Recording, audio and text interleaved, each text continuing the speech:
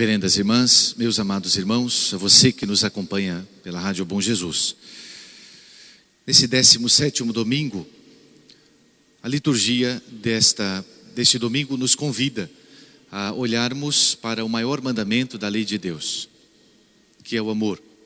Santo Agostinho dizia, sabiamente, o grande Santo Agostinho de Hipona, dizia que o homem foi criado para amar e para ser amado. Em latim, são duas palavrinhas muito próximas, muito parecidas, né? Basta uma letrinha diferente, um final. Um termina com E, outro termina com I, na voz ativa e na voz passiva.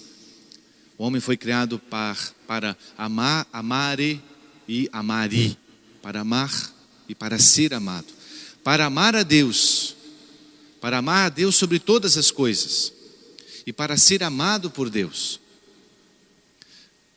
Se existe um ser que foi colocado no mundo, pensado desde toda a eternidade e para o qual todas as outras coisas foram criadas, este ser é o homem. Portanto, o homem, Deus o criou e o colocou no jardim do paraíso, colocou nesta terra para que cultivasse e zelasse por ela. E foi criado por amor. E foi criado por amor e pensado por amor. Mas por outro lado, se nós somos tão amados por Deus, nós também temos um dever, um sagrado dever, um santo dever de amá-lo de volta. É interessante que o evangelho de hoje, São Mateus capítulo 22, Nosso Senhor responde a uma questão de um fariseu. Mas é interessante que, como no domingo passado, eles observavam Jesus. Não observavam porque queriam receber a sua doutrina. Eles perguntavam não porque queriam saber, mas perguntavam e observavam para colocar um embuste, para colocar um obstáculo, uma pedra no caminho de Jesus, para que ele fosse pego e condenado. Não é esse o nosso desejo aqui. Nosso desejo é conhecer a Deus. Nós viemos aqui para nos encontrar com o nosso Senhor, para participar do santo sacrifício do altar, que é o sacrifício mesmo da cruz, e assim nós, cumprindo nossos deveres de cristãos, nos santificarmos. E nosso Senhor sabiamente, olha, os fariseus, os judeus, segundo a lei de Moisés, tinham 600 e tantos obrigações, 600 e tantos mandamentos. E nosso Senhor então, diante daquela imensidade de mandamentos, de prescrições, ele então resume as coisas. O que é a essência? O que é que Deus deseja da gente? O que é que nós precisamos fazer para agradar a Deus? Semelhante àquela interrogação do jovem, né? Senhor, o que eu preciso fazer para conseguir a vida eterna? E nosso Senhor resume, dizendo, olha, ouve, ó Israel, o Senhor nosso Deus é o único Senhor. Isso aqui está em Deuteronômio, capítulo 6, de 4 a 7. É aquilo que os judeus repetiam diversas vezes para os seus filhos, de geração em geração. É o chamado maior mandamento, né? O Shema. Ouve, ó Israel. Ouve, ó Israel, o Senhor nosso Deus é o único Senhor. Amarás o Senhor teu Deus de todo o teu coração, de toda a tua alma, de todas as tuas forças. Os mandamentos que hoje te dou serão gravados no teu coração. Tu os inculcarás a teus filhos, e deles falarás, seja sentado em tua casa, seja andando pelo caminho, ao te deitares e ao te levantares. Então esse é o máximo mandamento da lei de Deus. Os judeus tinham que repetir isso diversas vezes aos seus filhos, aos seus netos, de geração em geração. E nosso Senhor diz, o segundo mandamento é semelhante a esse: amarás o teu próximo como a ti mesmo. Existe um doutor da igreja do século XII, um padre da igreja também, São Bernardo de Claraval, e ele diz assim: vós quereis ouvir de mim por que e em que modo Deus há de ser amado? E eu respondo: a causa pela qual Deus há de ser amado é o próprio Deus. E o modo é amar sem modo. Com outras palavras, A medida de amar a Deus é amá-lo sem medida. Vamos repetir isso? A medida de amar a Deus é amá-lo sem medida. Agora vamos refletir sobre essa frase. Qual é a medida, qual é a porcentagem, qual é a quantidade que nós devemos amar a Deus? Não existe porcentagem. Por mais que um ser humano, por mais que um coração humano ame a Deus, ele sempre vai ficar aquém. Porque Deus amou-nos desde toda a eternidade. Deus pensou em nós, antes mesmo de nós virmos ao mundo, Deus nos escolheu, nos amou infinitamente. Existe uma frase muito bela do livro de Jeremias, profeta Jeremias do Antigo Testamento, em que Jeremias 31, se não me engano, versículo 3, ele diz assim: eu te amo com amor eterno, e por isso atraí a ti o meu favor. É o amor infinito de Deus. Nós temos sempre que meditar, que voltarmos a pensar e repensar nesse amor de Deus por nós. Você está no mundo, você está aqui hoje com vida, aqui nessa igreja, nesse templo, assistindo, participando da Santa Missa, porque Deus quis, porque Deus nos amou, Deus te amou, Deus me amou desde toda a eternidade. E a maior prova de que Deus nos ama, depois São Bernardo lá na frente vai falar, ele diz, a maior prova que Deus nos ama é nos ter dado aquilo que Ele tinha de mais precioso, que é o seu próprio Filho. Se Deus, sendo Deus, tivesse algo mais precioso do que Jesus, do que o seu próprio Filho, Ele teria nos dado, para provar-nos com todos os argumentos, sem dúvida nenhuma, de que Ele nos ama infinitamente. Deus não só nos ama, mas nos ama infinitamente. E é claro, como é que nós vamos... Então nós temos uma obrigação de amar a Deus sem medida. Por mais que a gente se esforce, como eu disse, sempre vamos ficar aquém. Mas quando olhamos para os santos, para esses homens e mulheres de carne e osso como nós, eles amaram a Deus muito mais do que nós. Então, ao olhar a vida deles, nós somos convidados também a imitá-los, para que a gente possa dar uma resposta ao amor infinito de Deus. E amar a Deus não é apenas sentimento, amar a Deus no concreto. E como é que nós amamos a Deus no concreto? Quando a gente tem aquele arrepio, não é? Quando a gente fica arrepiado, não é isso. Amar a Deus não é sentimentalismo, amar a Deus é a nossa vontade que ama, não é só o sentimento, porque às vezes o nosso sentimento não é estar rezando, não é estar fazendo bem, não é estar aturando uma pessoa, perdoando, suportando, tratando bem, mas mesmo assim nós fazemos. Então, isso é amor a Deus. Vou citar aqui apenas 3 exemplos de pessoas que amaram a Deus. O primeiro deles, o cura d'Ars. E quando é que a gente ama? Quando é que a gente ama a Deus de fato? Quando a gente ama o próximo, né? Quando a gente é misericordioso com os outros, então nós de fato amamos a Deus. São João dizia, São João da Cruz, no entardecer da nossa vida, da nossa existência, nós seremos julgados pelo amor. Ou seja, o quanto nós amamos ou não amamos a Deus e ao próximo. E o cura d'Ars, ele dizia assim, nas suas pregações: Nosso Senhor é sobre a terra como uma mãe que leva o seu filho nos braços. Esse menino é ruim, dá pontapés na mãe, morde-a, arranha, mas a mãe não faz caso disso. Ela sabe que se o deixar, o menino cai. Não pode caminhar sozinho. Nosso Senhor também é assim, dizia o cura d'Ars. Ele suporta todos os nossos maus tratos, suporta todas as nossas arrogâncias, perdoa-nos todas as nossas estupidezes, mas tem piedade de nós, apesar de tudo isso. Olha que belo. O cura d'Ars está explicando como é que é o amor de Deus. Por vezes sucedia ao cura d'Ars encontrar algum penitente receoso e duvidoso do perdão de Deus, pela consciência de ter pecado mais uma vez. E então ele dava esta incrível e sublime resposta: dizia o cura Das. O bom Deus sabe tudo. Antes de vos confessardes, sabe já que pecastes mais uma vez, e todavia vos perdoa. Como é grande o amor do nosso Deus, que vai até o ponto de se esquecer voluntariamente do que aconteceu, justamente para nos perdoar. Então Deus se esquece.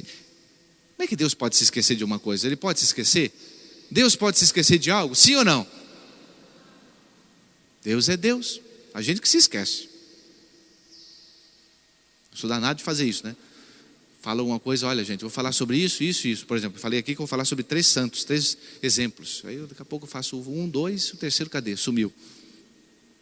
Deus não é assim. Deus não se esquece. Deus tem memória perfeita. Porém, dos nossos pecados Ele se esquece. Ele faz por onde para se esquecer dos nossos pecados. E o cura Das diz assim, outra coisa interessante, e quando ouvia louvores, porque toda a França e a sua paróquia, quase parecendo um rio de pecadores à procura do perdão, ele dizia, não é o pecador que volta para Deus para lhe pedir perdão. Olha que coisa linda isso aqui. Não é o pecador que volta para Deus, mas é o próprio Deus que corre atrás do pecador e o faz regressar a Ele. Não é o filho pródigo que volta, é o pai que vai correndo em busca do filho. Claro que, bem entendido aqui, a precisão, não é? Então, olha quanto amor que o cura Das entendia e explicava para os fiéis, a bondade, da misericórdia, da paciência de Deus por nós. O segundo exemplo, a santa que foi canonizada domingo passado, Santa Teresa de Calcutá. Quem não conhece a vida dessa santa, conheça a vida de Santa Teresa de Calcutá. A Santa Teresa de Calcutá também se dedicou a entrelaçar o culto da Eucaristia e as obras de misericórdia. Sabem que ela se dedicou a sua vida a cuidar dos pobres, dos miseráveis, daqueles que estavam morrendo, né? Dos mais pobres dos pobres. E ela dizia assim, meu Deus, não quero voltar atrás. A minha comunidade são os pobres. A segurança deles é a minha. A saúde deles é a minha saúde. O meu teto é o dos pobres. Não o dos simples pobres, mas o daqueles que são os mais pobres entre os pobres. Aqueles de quem evitamos nos aproximar com medo de ser contagiados, de nos sujarmos. Aqueles que não vão à igreja porque não têm roupa para vestir. Aqueles que não comem porque perderam as suas forças. Aqueles que se encostam pelos caminhos sabendo que vão morrer, enquanto os vivos passam ao lado, ignorando-os. Aqueles que já não são capazes de chorar porque já não têm lágrimas. Mas onde pôde encontrar o segredo e a força para dar um verdadeiro abraço de caridade dulcíssima a esses pobres? Ela explicou esse segredo deste modo às suas filhas, entre aspas. Diz ela, já observastes com que amor e delicadeza um sacerdote trata o corpo de Cristo?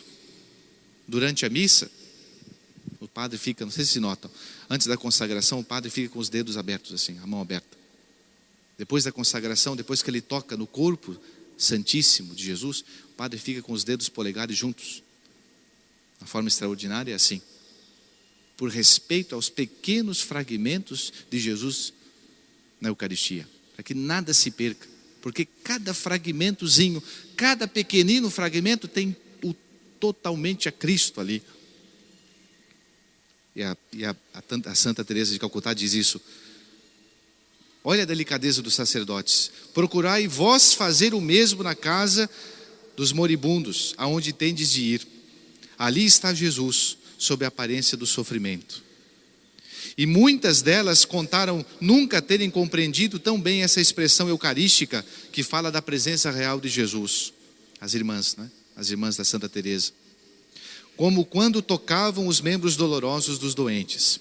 Era precisamente assim, por força desta sublime identificação eucarística, que a Madre Teresa explicava a real identidade do seu instituto de caridade. E ela dizia: sobretudo, nós somos religiosas e não assistentes sociais, nem professoras, nem enfermeiras ou doutoras.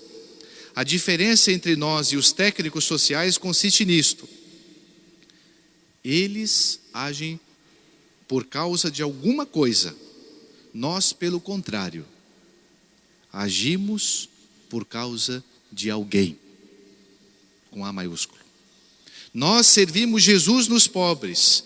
Tudo o que fazemos, oração, trabalho, sacrifícios, fazemos para Jesus. As nossas vidas não têm sentido nenhum, nenhuma motivação senão Ele, que nos ama profundamente. Somente Jesus é a explicação da nossa vida. Agora me vem à memória aqui aquele fato em que um repórter estava filmando ali perto da Madre Teresa de Calcutá, e ela estava cuidando de um enfermo, não sei se era de um moribundo, de uma pessoa caída ali nas ruas de Calcutá. Sabe que ela cuidava de doentes, de pessoas que estavam morrendo à beira do caminho, abandonados na rua, nas favelas de Calcutá. E se não me engano, o primeiro pobre que ela pegou foi um pobre que ainda os ratos já comiam, já roíam as suas pernas. Tão abandonado, estava esperando a morte. E o repórter, vendo aquilo ali, disse para ela: olha, não faço isso que a senhora faz nem por $1 milhão. E ela virou para ele e falou assim: nem eu.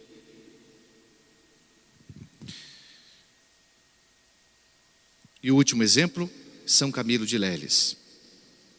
São Camilo de Leles, nós sabemos, está entre aqueles santos que cuidaram dos doentes, né?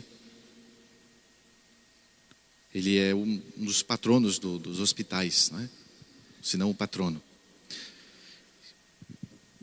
Veja, São Camilo de Leles, ele fundou um hospital.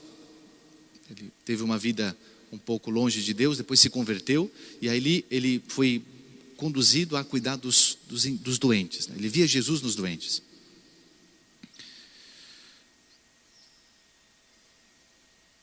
É interessante como ele agia.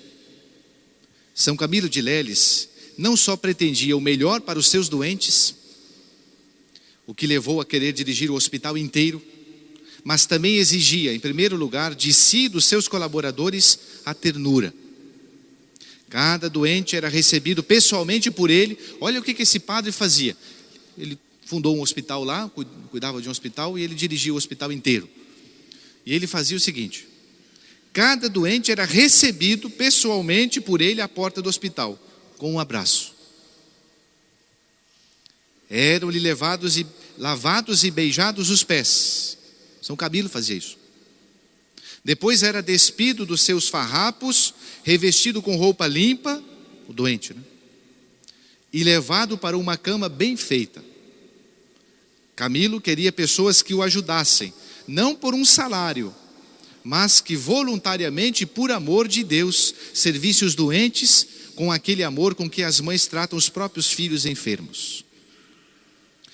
Os seus colaboradores observavam-no para aprenderem. Isso aqui está no processo de canonização de São Camilo. E as testemunhas diziam assim: quando ele pegava num doente nos braços para lhe mudar os lençóis, faziam com tanta afeição e diligência que parecia estar tocando a própria pessoa de Jesus Cristo. Por vezes ralhava com os colaboradores, clamando: mais coração, quero ver mais afeto materno. Ou então, mais alma nas mãos.